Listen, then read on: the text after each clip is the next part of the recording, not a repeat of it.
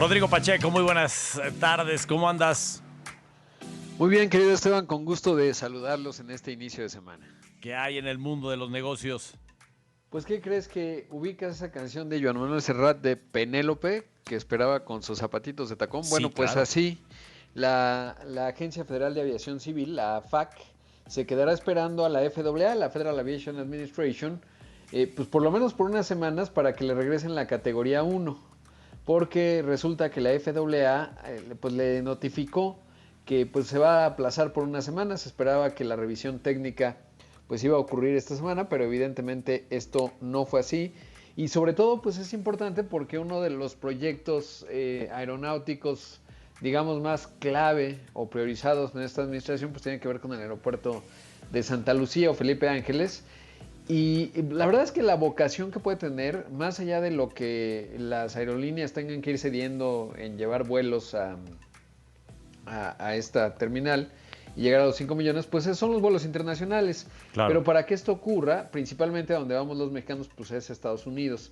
Y para que esto ocurra necesitamos recuperar la categoría 1 o de otra forma no se van a poder abrir más vuelos. Además de que este es un referente para las demás compañías aéreas. Tendría lógica, lo hemos hablado en otros momentos, porque si bien te puedes tardar mucho dado que no tiene tanta conectividad, por lo menos hasta hoy, pues si te fueras un viaje, digamos a Nueva York o algo así, un vuelo de 5 horas o de 4 horas a San Francisco, pues ya tendría cierto sentido que te ahorres, digamos, el documentar el equipaje, que en vez de 3 horas como ocurre en el aeropuerto de la Ciudad de México, se redujera a 1:30 o 2.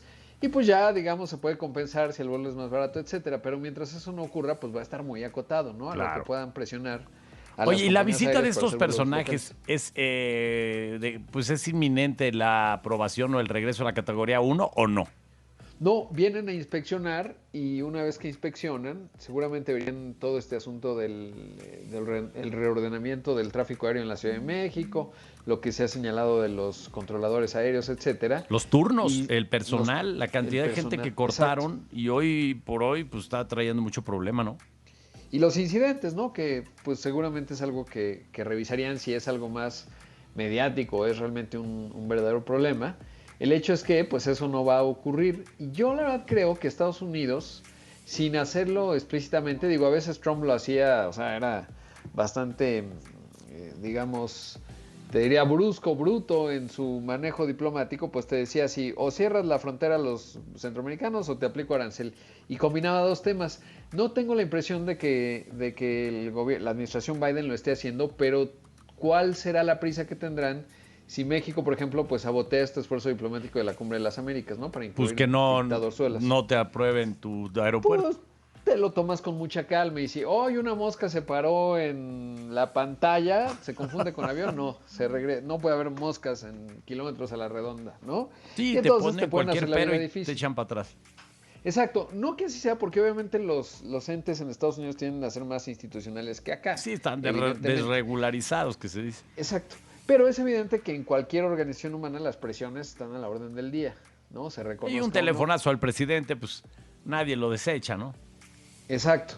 Y la otra, pues es que hay muchas formas en las que Estados Unidos nos puede presionar. Yo creo que esta es una, sobre todo porque, pues te digo que ahí está vinculada la viabilidad que pueda tener el aeropuerto, el nuevo aeropuerto.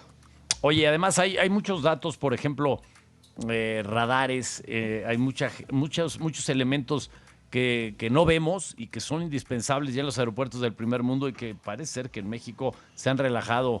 Por ejemplo, tiene mucho más equipamiento el aeropuerto de Cancún que el aeropuerto de la Ciudad de México.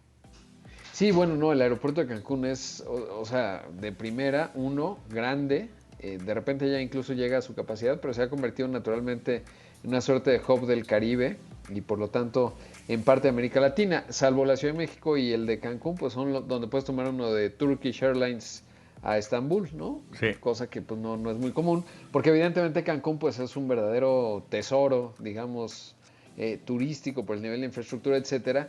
Y viene al caso esto que acaba de informar la FAA, pues justamente en el contexto del tianguis turístico, ¿no? Porque la conectividad aérea es fundamental para realmente que el turismo en México pues Sí, pueda esto no va a ser a fuerzas. recuperarse. O sea, es más, el empuje de este o el desahogo de este aeropuerto no va a ser por decreto, va a ser por funcionalidad.